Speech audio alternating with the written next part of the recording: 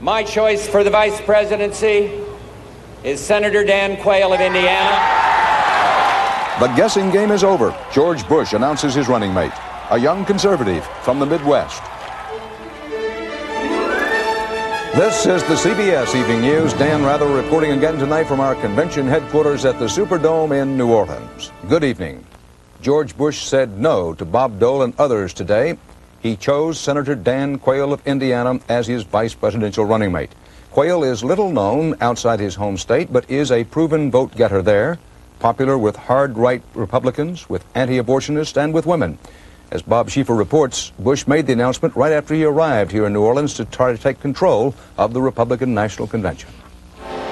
It was a grand entrance by Mississippi riverboat, made even more dramatic when Bush decided it would be the place where he'd end the suspense about a running mate. I introduce to you now, my friend, the next vice president of the United States, Senator Dan Quayle of Indiana.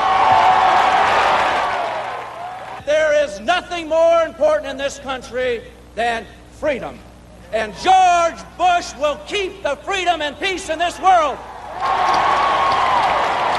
The timing of the announcement caught everyone by surprise. Bush had flown into New Orleans this morning before heading upriver to board the boat and may have given the president the first word at the airport. He whispered something to Mr. Reagan that brought a smile. The crossing of paths with the president had been a carefully planned passing of the symbolic campaign baton, and it was sprinkled with a lavish exchange of praise. Today, America can see further because of your vision. And now it's time to extend that vision into the next century. George, a great deal rides on this campaign and on you, our America's hopes for continued peace and prosperity. 3 of Bush's grandchildren, who are Mexican-American, were nearby, and Bush pointed them out to the Reagans. That's Debbie's kids from Florida, little brown ones. With the kids introduced and the Reagans gone, Bush was soon heading down the river for what turned out to be a real surprise landing. And surprise is the operative word. Quayle's name was floated, of course, last week, but until this afternoon, when Bush called some of those who were passed over, few insiders thought he'd be the choice. And by the way, Dan, Phil Jones reports tonight that Bush told Quayle, "You were my first and only choice." Thanks, Bob. As Bush pollster Bob Teeter kept saying, at age 41, Dan Quayle is the first so-called baby boomer on a national ticket, more than a quarter of a century younger than his Democratic counterpart. Correspondent Leslie Stahl now looks at why Bush chose Quayle and why he announced it today ahead of schedule. Leslie? Well, Dan, it wasn't supposed to be this way. Bush was going to keep it secret till Thursday morning, but as he began notifying the also-rans today it wouldn't be them, word leaked out one after the next, the Doles, Jack Kemp, until all that was left on the list was knockout handsome, super wealthy conservative Dan Quayle, a 2-term senator from Indiana. I asked him last night why he wants to be vice president. The only way I want to be vice president is if George Bush wants me to be vice president, because it's so doggone important that he be elected next president of the United States. If he thinks I can help him, so be it. The reason Bush chose him, according to campaign advisors, is he's young, 41, would be one of the youngest vice presidents in history. More important, he's a generational contrast with Lloyd Bentsen, although Quayle's youth and lack of stature could be a liability in a debate. As a Midwesterner, he helps with the Farm Belt, offers a combative campaign style, strong conservative credentials, and perhaps above all else, he's a political Robert Redford. Dan Quayle has a reverse gender gap appeal. He runs more strongly with women than with men. That was true in his last race in Indiana. So I think they have the sense that maybe Dan Quayle could give them a shot at women's vote without putting a woman on the ticket. Bush made personal phone calls to the others on the list today, reportedly telling Senator Bob Dole of Kansas that he was his second choice. He also notified Senator Domenici of New Mexico and Congressman Jack Kemp that he'd chosen Dan Quayle. Heir to an Indiana publishing empire, Quayle has the same silver spoon image as Bush, although Quayle is many times wealthier, worth as much as $200 million. One of the strong points in Bush's mind is that Quayle would probably be a George Bush-style vice president, content to be in the background. Dan? Leslie, thanks. George Bush granted the Reverend Pat Robertson something a number of other defeated rivals did not get, a chance to address this convention in television prime time. Robertson will do that tonight. Susan Spencer reports on the Christian right and the Robertson factor in the GOP. With the rumors flying and the Veep announcement down to the wire, conservatives continued their public pleading with Bush to balance the ticket with a voice from the right. You would help us greatly to excite the rank and file, the grassroots, if you select a strong conservative on the social, moral, economic, political issues. Conservatives were thrilled with the news. I think that Quayle is a tremendous choice. He's a conservative, he's very articulate, very handsome. He comes from the Midwest, and we need help in that area. He's bright, he's articulate, he's a hard worker. He has the courage of his convictions, which is to say he's got guts. I think he's going to be a tremendous asset. But some observers feel that especially now with Dan Quayle as his running mate, Bush will have to walk a very fine line. George Bush has got to emphasize some conservative, traditional, moral values. The problem is that if he goes too far in doing that, he may turn off some other groups that are very important to him to win this election and for Republicans to become the majority party. Now that he's given the conservatives the vice presidential nod, few expect George Bush to go much further. With the departure of Ronald Reagan from the scene, after all, he doesn't have to. It's kind of like saying, well, all right, if I had my choice between a fast food hamburger and a sirloin steak, I'd rather have the steak. Well, the steak is retiring after 8 years. They've only got the hamburger, but it sure beats starvation. The prospect of a conservative on the ticket adds zest to the hamburger, but Bush is still the name at the top. And the conservatives, although they emphasize they will work for Bush and Quayle, add that there is much work, too, to be done at the state and local levels, where they are scrambling for power. It's that the Bushies, as we call them, are in control in the state. They want to stay in control. So we're the new guys on the block. Ironically, Pat Robertson, who was once the favorite of some of those new guys on the block, will address the convention tonight. In light of today's developments and the huge shot in the arm they give the conservative cause, Robertson may well be doing some fast rewriting on his speech. Dan? All right, Susan. Immediate reaction today from the Democratic presidential and vice presidential candidates to this choice of Senator Dan Quayle for the second spot on the Republican ticket. I understand the vice president has selected Senator Quayle. He's not very well known, but I assume and expect that the vice president will make the reasons known for his picking him. I've looked across the aisle at Dan Quayle, and I'm looking forward to comparing our records of accomplishment of the United States Senate and what each of us might be able to do in our respective running mates, assuming we are elected, and trying to push that legislative calendar, whatever that program is, through a United States Congress. I think that'd be an interesting comparison. Well, nothing that happens in picking a vice presidential candidate and nothing that happens down there on the floor happens by chance, at least not if the people who planned this convention can help it. The speeches, the balloon drops, the, quote, spontaneous demonstrations, all, as Bruce Morton reports, everything is choreographed. And you're going to be on TV, right? You're going to think about it, you're going to do it right, and we're going to do it right this last time, right? Right. They rehearse. Here's how it looked when they actually did it. The fact is, a convention is a giant show, a commercial, which the parties hope will make the country buy their candidates. Our emphasis, though, is not on glitz. Ours is on substance. In fact, the emphasis is on both. The Republicans invented convention glitz, movie stars and singers and all. Remember 1980? We've got a winning combination.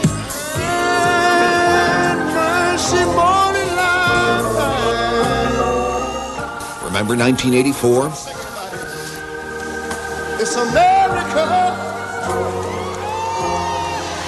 The Republicans perfected the balloon drop, and the Democrats learned some lessons. Flags are good, patriotism is good, balloons are good.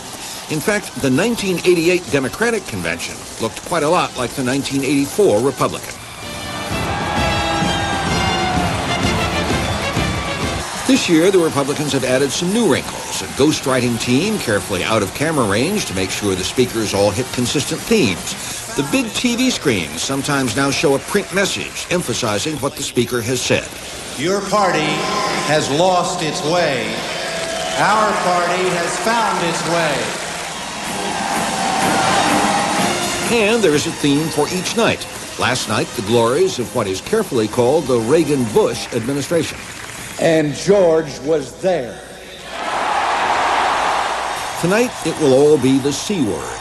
Not conservative, but comparative. Comparing, the Republicans say, their positions with Dukakis's. Not all viewers are impressed. I think, I think they should run a full-page ad to say, tune in for the last convention you'll ever see. At least they'll get some viewers. It's a historic occasion. That's not what the parties want. They want people to watch their ad and buy their message. As for abandoning glitz, don't you believe it. Those balloons and this music were just the first wave. Bruce Morton, CBS News, New Orleans. And still to come on tonight's CBS Evening News, a grim report on the health of Nelson Mandela and wild reports about Elvis Presley 11 years after he died.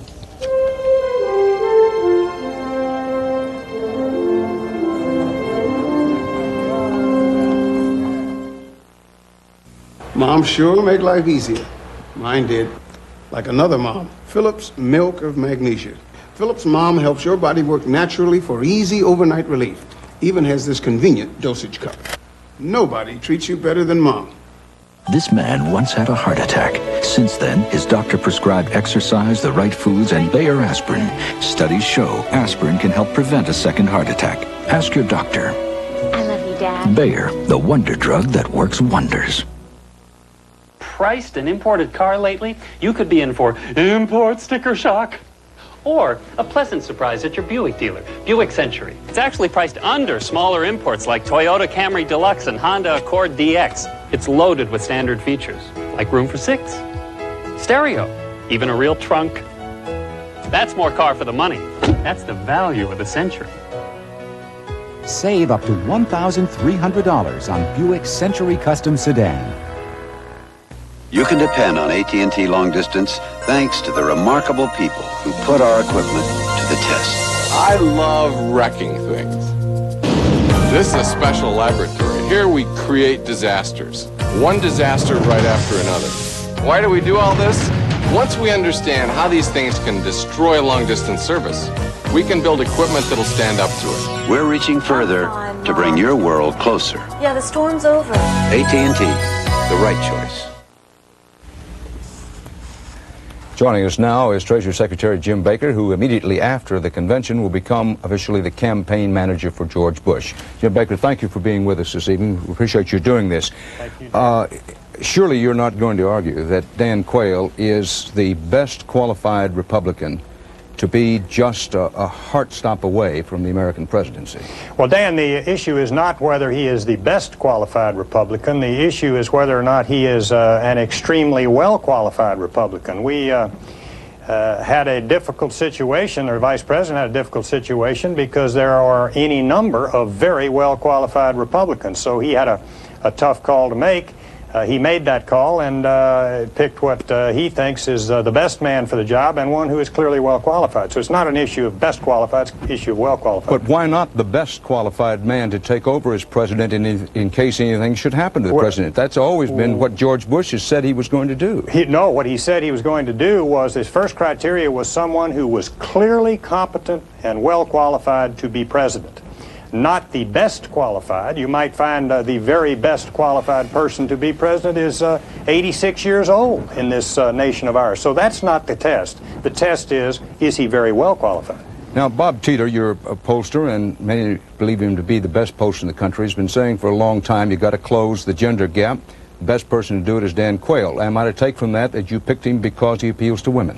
No, I can't. I don't think you can take that from it. I think what you should do is see this as I think the Vice President saw it, as a bold reach across generations. This is the first baby boomer on any national ticket. Senator Quayle is a very able campaigner, knocked off an 8-term congressman to win election to the House back in 1976, beat Senator Birch Bayh in 1980 and has since been reelected. He has a very good record on the Armed Services Committee and Defense Policy and on the Labor Committee, the Joint Training Partnership Act and so forth. He's a man of considerable experience for his 41 years. Jim Baker, Dan Quayle will inherit an immense fortune. He's already a very wealthy man. How does that help you broaden your base, given George Bush's condition in this same category? I would doubt if Dan Quayle will inherit as much of a fortune as Lloyd Bentsen will, Dan. if you look at it, and I really think it would be interesting to total up the net worth of both of the tickets. I'm sure you'll probably find that they come out pretty close to even. Dan Quayle's grandfather was made it the hard way, and it doesn't seem to me there's anything in the American spirit that would require that we knock that. Jim Baker, thank you very much for being with us. Thank See you you, as we Dan. go along. Yes, sir.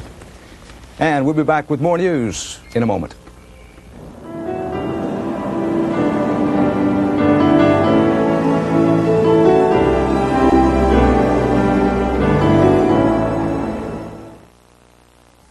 Why do you take aspirin more than once a week? Because after one day of tennis, I can have 3 days of aches and pains. But when you take aspirin that often, you wonder about aspirin stomach upset. Well, now there's a new and better aspirin product for you. Try buffered bufferin. Better than plain aspirin because it's 100% aspirin plus 3 buffers to help protect against stomach upset aspirin can cause. You know, it really is better. New Try buffered bufferin. If you take aspirin more than once a week. If I don't get a good start in the morning, I might feel peaked. I hate that. Wheaties, 100% whole wheat, naturally low in sugar. That's champion nutrition. What the big boys eat. Now for indigestion, gas, introducing new extra strength Malox Plus. It neutralizes more than any leading antacid and dissolves gas. Nobody does as much as new extra strength Malox Plus. The category of sedans priced between $12,500 and $17,500 is one of the most competitive in the auto industry. From this impressive field, Road and Track magazine chose 4 finalists for its Best Value Award. As their winner, they made the same choice more and more car buyers are making. Ford Taurus, the class of its class. Now get a $500 cash bonus on Ford Taurus. The 70-year-old black nationalist leader of South Africa, Nelson Mandela, is suffering from tuberculosis. From London, Tom Fenton has more. Nelson Mandela's wife, Winnie, and youngest daughter, Zinzi, were greeted with cheers of support by well-wishers as they left the hospital in Cape Town where he is being treated. They had just been told by a government doctor that he has tuberculosis. The family lawyer expressed concern that prison authorities had waited too long before hospitalizing him. It's clear that his condition has been deteriorating for some time. He's very thin, he's on his feet, and suddenly looks very old. He was hospitalized Friday under tight security with an inflamed left lung. The hospital said more than half a gallon of liquid was removed from his lung. Tests confirmed he does not have cancer. Mandela, the most popular black nationalist leader, was sentenced to life imprisonment in 1964, but has remained the symbol of black resistance. Fears that Mandela will not recover if he returns to confinement were expressed today by the family doctor. Tuberculosis is an entirely treatable condition. It responds very well to drug therapy, to rehabilitation, to diet, to living conditions. In other words, Mr. Mandela must be released from jail forthwith. That plea may not fall on deaf ears. Leading South African newspapers, including those that support the government, are now saying this is the opportune time to free Nelson Mandela. The government could say he was being released on medical grounds to minimize a white backlash. Tom Fenton, CBS News, London. President Mubarak of Egypt met with PLO leaders today and warned them that their next move must be, quote, well calculated to advance the cause of a Palestinian state in Israeli-occupied territories. The PLO is trying to move into the gap now that Jordan has officially broken its ties with the occupied West Bank. But Israel is dead set against the PLO, and as Bob Simon reports, Israel is making its feelings known. The 21-year-old Palestinian was buried in a West Bank refugee camp. Israeli said he committed suicide in his prison cell. Today, 2 political detainees were shot dead and 3 were wounded during a prison riot. A Palestinian house was demolished near Jerusalem today, and for the first time in 5 months, the entire Gaza Strip, 650,000 people, was under curfew. This quickening of collective punishment is being prompted by Israeli determination in the wake of King Hussein's disengagement from the territories to block the PLO. Israel may not recognize the PLO, but it is on the front page of every newspaper, on every radio and television broadcast. Every day there's another indication, renewed speculation, that the PLO is preparing to recognize Israel and declare some form of government in exile. PLO supporters in the territories speak of this government in exile as if it had already been declared. New government in exile will be ready to negotiate with the Israelis and will be ready to convince the Israelis that it's in their own interests to make peace with the Palestinians. Israeli right-wingers are so alarmed by that prospect that they're demanding annexation. Former Defense Minister Ariel Sharon called today for the immediate extension of Israeli law to strategically important parts of the West Bank. But the most crucial in this case will be in our hands. And as I see now the dangers that we will not be able to do it later, we can do it now. Outside, Israeli liberals called for negotiations now, but for the first time in 8 months, the spotlight has left Israel and the territories and is searching to see if the PLO can get itself together in a way it never has before. Bob Simon, CBS News on the West Bank. In Washington, the Commerce Department today reported a major setback in foreign trade. The report said the trade deficit in June widened to $12.5 billion, the worst showing since a plunge in February since stock prices reeling. Today's shortfall surprised analysts because it followed 3 months of apparently improving trade figures.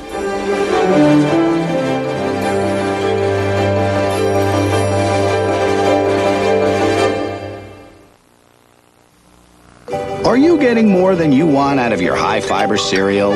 Like sodium and added sugar? If what you want out of your high-fiber cereal is high fiber, you should be eating Fiber One. You get more fiber with Fiber One, and Fiber One is low in sodium and has absolutely no added sugar. So get more of the fiber your body needs and less of the stuff it doesn't. Get Fiber One. After flying so many aircraft, I'm not easily impressed with car performance. Then I drove the Cutlass Supreme pace car at the Indy 500. I was impressed. In USAC test, Cutlass Supreme out-cornered the Acura Legend and brake better than the Ford Thunderbird LX. And Cutlass Supreme costs a whole lot less. So I got 3 of them. Hey, I got 2 kids, boys. And now Oldsmobile will buy the air conditioning for you when you buy a 1988 Cutlass Supreme by September 28th. The truth is, heart specialists concerned about aspirin irritation recommend Ecotrin over Bayer to help prevent second heart attack. Consult your doctor about the only brand of aspirin that's safety coated to protect your stomach. That's Ecotrin, and that's the truth. Quaker State with QSX. How do you make a motor oil this good? Testing, testing, testing. Quaker State quality. We don't just talk about it, we live by it. The big Q stands for quality. Always has, always will. This is the week of the National Republican Convention here in New Orleans, but upriver in Memphis, Tennessee, and in many other parts of the world, it is also Elvis International Tribute Week. That's a 9-day celebration expected to attract 35,000 people to the singer's estate. His death was announced 11 years ago today. But as David Browning reports, the spirit of Elvis stalks the land. Another year, another procession of fans filing by Elvis Presley's grave at Graceland in Memphis. 11 years now since the king of rock and roll went away. Or did he? Now, you saw Elvis where? In the grocery store in Vicksburg, Michigan.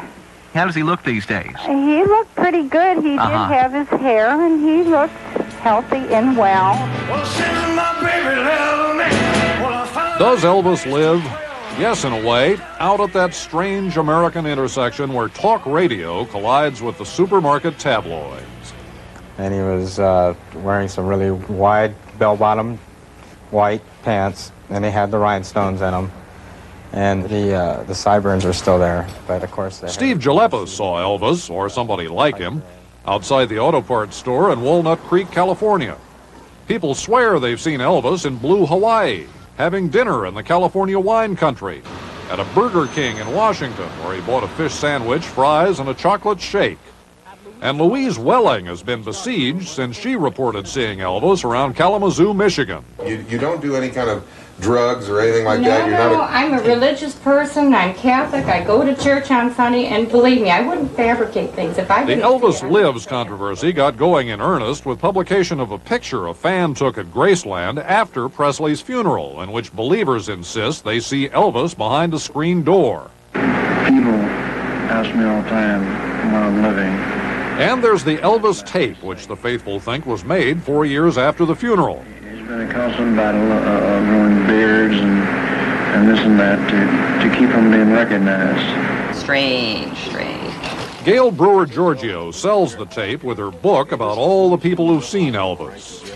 If they're all making it up, I don't know. I haven't seen him. But certainly people want to believe. I can't ignore what I'm seeing, and I certainly can't ignore people that are very credible that say they have seen him. Yes, you can, say representatives of the Presley estate who deplore the whole business. Because Elvis's daughter and Elvis's family suffered a great loss 11 years ago, and this isn't at all funny to them. It's very, very sad. Even the most reverential Elvis fans, like Irene Moletti of San Jose, concede it's probably just wishful thinking. But I know his fans would just love to have that man come back again. Are you lonesome tonight? of course, for so many who grew up with Elvis, it's hard to believe he went away at all. Which may explain why he always seems to turn up again, somewhere just down the road. What was Elvis Presley doing in Rome, New York? He says he was passing through, he was heading up Northway, and he said he was going fishing. David Browning, CBS News, Los Angeles. And that's the CBS Evening News from here in New Orleans, where ghosts and spirits are well known. Until our live convention coverage, coming up at 9 o'clock tonight, Eastern Time, 8 Central Time, with follow-up on the quail choice. Dan Rather. See you again soon.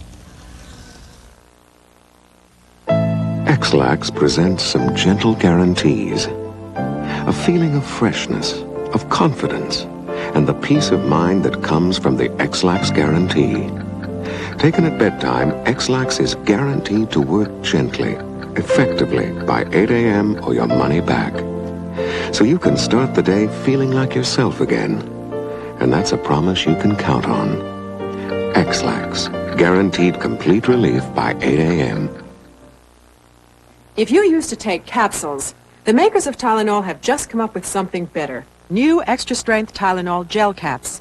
They're gelatin-coated, and compared to capsules, gel caps are 33% smaller, with all that extra-strength pain relief concentrated into a solid center under a smooth gelatin coating. So gel caps are actually easier to swallow. If you used to take capsules, try new extra-strength Tylenol gel caps. It's not a capsule, it's better. Suddenly Salad proposes 3 exciting new leisure activities. Pasta Primavera with broccoli. Love those brand new pasta salad flavors. Ranch and bacon. Leisure activities I can savor. And Caesar with croutons. Suddenly Salad. With tasty extras like real bacon, Parmesan cheese, and crunchy croutons. 3 delicious new leisure activities. Suddenly Salad. Live high.